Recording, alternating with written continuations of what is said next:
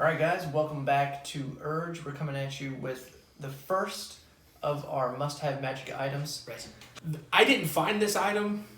This was his doing. He put it in our campaign and let a friendly NPC that my character grew up with use this item. He uses it. I was like, what is that? I went like, I geeked out super hard on the ability that it's got. So that item is indeed the Hammer of Thunderbolts. By itself, it's a +1 maul. So, base maul is a 2d6, bludgeoning damage, heavy two-handed weapon. Get that extra +1 on chance to hit and raw damage for its base. What makes it super, super cool is if you have the gauntlets of ogre power and belt of giant strength. Yes, any variety. There's multiple levels of giant strength belts. But you have to have both those other items on you to get the full benefit of this weapon, which is so fun.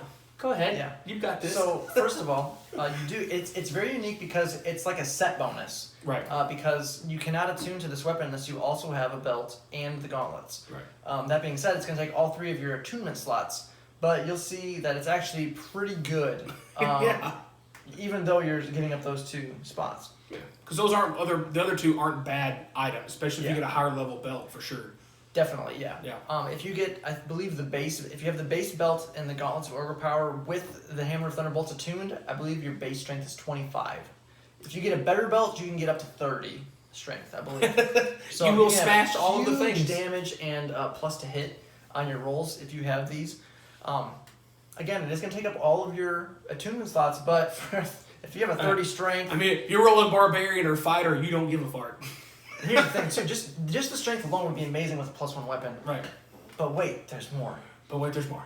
This special ability on the Hammer of Thunderbolts is called Giant's Bane. Okay?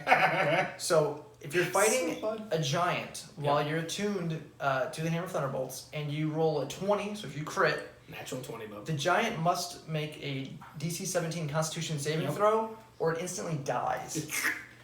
Now, it is pretty situational and you're like, yeah, that's pretty good. But thematically, that's also super fun. Yeah, of course. Anything that just instantly kills things. That just doesn't happen. Yeah, there's only a few weapons in the game that let you instantly kill things. Wait, there's more. This is actually, I think, the best part of the whole thing. Oh, for sure. The giant thing is just a nice little, that's just cool. Cherry on top. If it happens, it's great. The hammer has 5 charges. Yes, okay. You can expend 1 charge to make a ranged weapon attack as if it had the thrown property. A normal range of 20 and a long range of 60. It unleashes a thunderclap, audible for 300 feet, so depending on the circumstance, may not be the best if you want everyone in the world if you're trying to be 300 feet to super hear quiet and sneaky.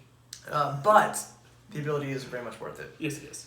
The target and every creature within 30 feet of it must succeed on a DC 17 Constitution saving throw. Which is decent. Or be stunned. Yeah, it is. Until the end of your next turn. Yeah. Not their next turn, your next turn. Yeah. And it has 5 charges, guys. So you can do this 5 times. Now, it doesn't say anything here. There is the one downside of this, which is it doesn't have returning on it.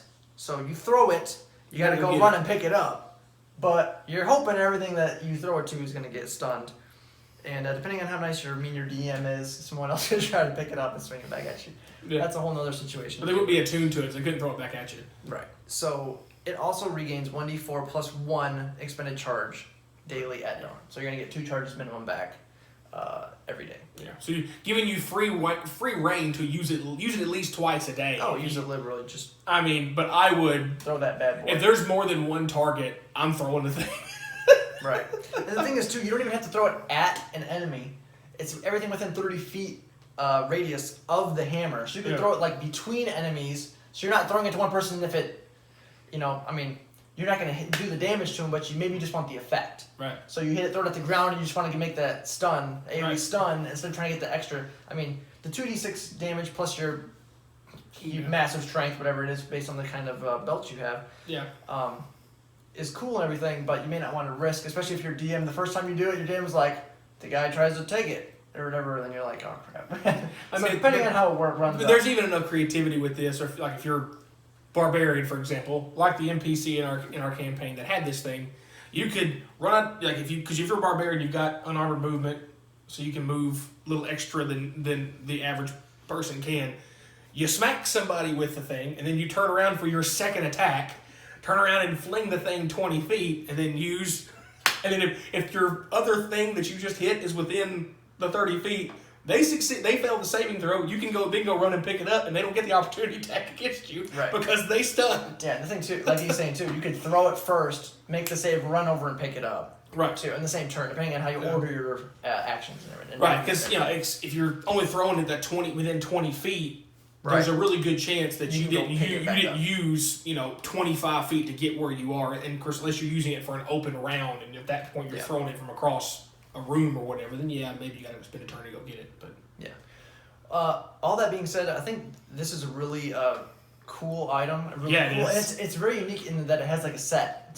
Which is very cool. Uncommon in D&D. A lot of the RPGs give you set bonuses and things like that. Yeah. But usually it's like a passive, like stat buff or increases ability you already have. The fact that this weapon gets a bonus ability is really cool. Right, and you can even turn it into a quest hook, a plot hook. Sure. Because maybe you have a fighter or a barbarian in your players, and you think it'd be really cool, and they maybe find just the hammer first, or they have just the gauntlets, and they get like a clue to the set bonus kind of thing, and then it's like a adventure try to get the set bonus. Yeah, so you turn it into a big old quest line there. It'd be really interesting, a lot of fun. Or even a good one-shot opportunity. Oh yeah, definitely, for sure. And then you spend the whole one shot getting all the pieces, and then the final boss, you got the whole thing. Yeah, that'd be cool. So there's lots of stuff you can do with it. Very unique. The abilities are fantastic. It's a lot of fun. I put it on an NPC because I wanted to see what would happen with it, and it was some shenanigans. Let me tell you. The only bad thing is if certain creature, if it's a friend that has it, gets mind controlled, and he turns around and starts flinging it back at you. Oh yeah, that was awful because that happened twice. Throw some dominate persons up in there with. Yeah, it's kind of a dirty right trick. I got to use it against my monsters, but then also against my players too. So it worked both ways. He cheated. But I got the most use out of it as possible. So, guys, hope you enjoyed the video. It's the first of many Thunderbolts.